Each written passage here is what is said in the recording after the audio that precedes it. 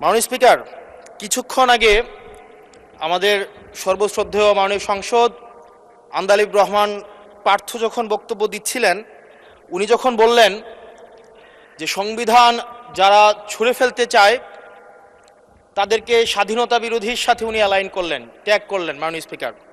এবং তখন ট্রেজারি বেঞ্চের সম্মানিত মাননীয় মন্ত্রী যারা ছিলেন তারা সেটাকে টেবিল চাপড়িয়ে সেটাকে সমর্থন দিলেন।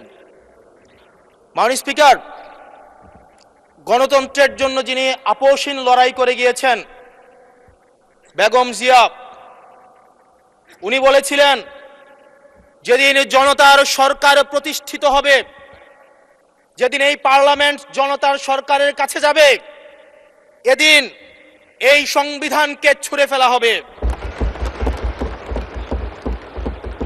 ট্রেজারি বেঞ্চের যে মন্ত্রীরা ছিলেন তারা দীর্ঘদিন, তাদের সারা জীবন তারা বেগম জিয়ার সাথে রাজনীতি করেছেন। এই সংবিধান ছুঁড়ে ফেলার সাথে স্বাধীনতা যুদ্ধাপরাধীর অ্যালাইন করার যেটার হাততালি তারা দিয়েছেন, সেটির মধ্য দিয়ে বেগম জিয়াকে তারা মূলত অপমান করেছেন কিনা তারা সেটা ভেবে দেখবেন। মাননীয় স্পিকার, আমি বক্তব্য দেওয়ার জন্য অনেক কিছু রেডি করে নিয়ে এসেছিলাম। আমরা, আইনমন্ত্রী বলেছেন রুশু পড়ার জন্য, তারপরে হবস পড়ার জন্য, মদিনা সনদ পড়ার জন্য পড়েছিলাম, কিন্তু আন্দালিব রহমান পার্থ সাহেব যে বক্তব্য দিয়েছেন, আমরা ক্লাস 8-9-এ যে ডিবেট করতাম সেটি রিভার্টাল দিলে 20 মিনিট সময় লাগবে। মাননীয় স্পিকার, আমি ওনার বক্তব্যের রিভার্টাল দিচ্ছি।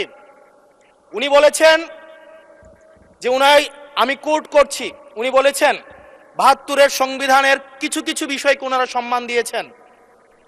তার মানে কিছু কিছু বিষয়কে ওনারা সম্মান দেয় নাই। তার মানে এই অভ্যুত্থানের পরে এই সংবিধানের কিছু অংশ ওনারা মেনেছেন, কিছু অংশ ওনারা মানেন নাই। ওনারা কেবল ওই অংশটাই মেনেছেন যে অংশটা ওনাদের পক্ষে গিয়েছে, যে অংশটা ওনাদের বিপক্ষে গিয়েছে এই অংশটা ওনারা মানেন নাই।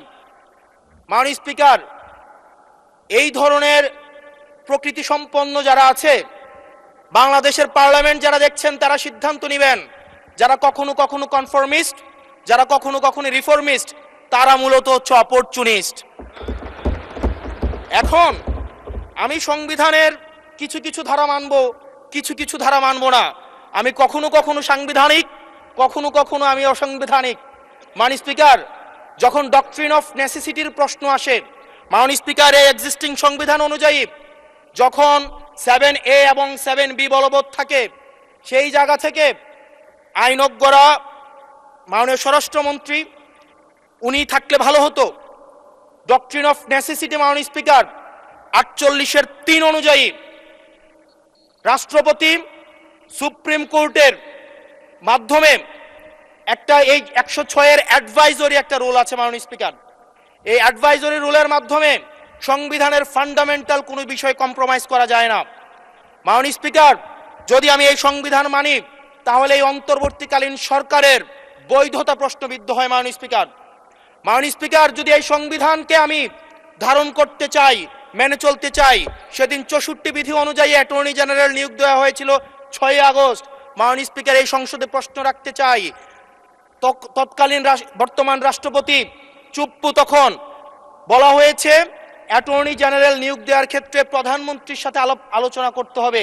সেদিন কোন প্রধানমন্ত্রীর সাথে আলোচনা করা হয়েছিল সেটা আমাদেরকে অ্যাটর্নি জেনারেল জানাবেন। আমাদেরকে অ্যাটর্নি জেনারেল জানাবেন যেই হিয়ারিংটা হয়েছিল এই হিয়ারিংয়ে উনি উপস্থিত ছিলেন কিনা।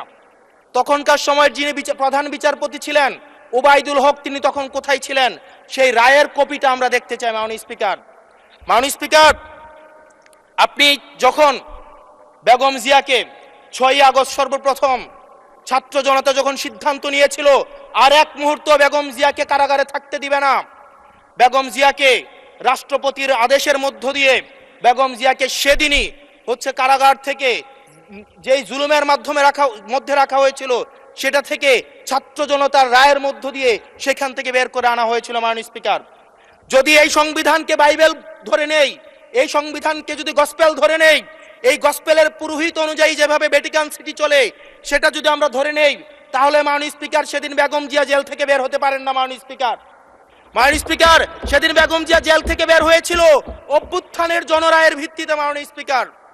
মাননীয় স্পিকার আপনারা বলছেন আপনারা ঠিক সেই জায়গায় আপনারা সংবিধানকে আপনারা মানছেন যেই জায়গায় সংবিধান থেকে আপনারা বেনিফিটেড হবেন। মাননীয় স্পিকার গ্রামের ভাষায় কথা আছে, বলতে চাই না, যে গাং পার হইলে মাঝি কোন দুলা ভাই। ছাত্ররা আপনাদের নেতা কর্মীরা গত 17 বছর ধান খেতে ঘুমাইতে হয়েছে, ত্যাগ তিতিক্ষার মধ্য দিয়ে যেতে হয়েছে। মহাসচিব কান্না করে বলেছে তাদের নেতা কর্মীরা ঢাকায় এসে রিক্সা চালিয়ে জীবন নির্বাহ করত।